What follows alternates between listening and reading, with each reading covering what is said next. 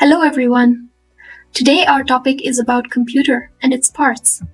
A computer is an electronic machine which accepts data, processes the data, and gives the result.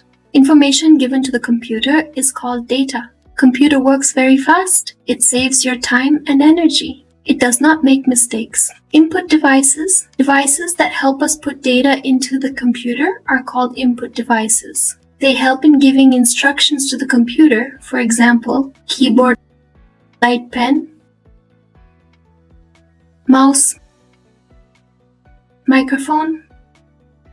Output devices.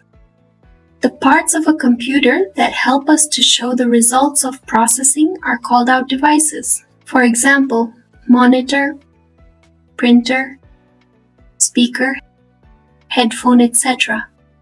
Hope you have understood the computer and its parts. Now we will play a quiz.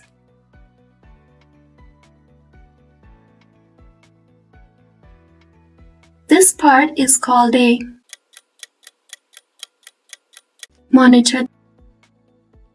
This part is called a mouse. This part is called a keyboard. Thanks for watching.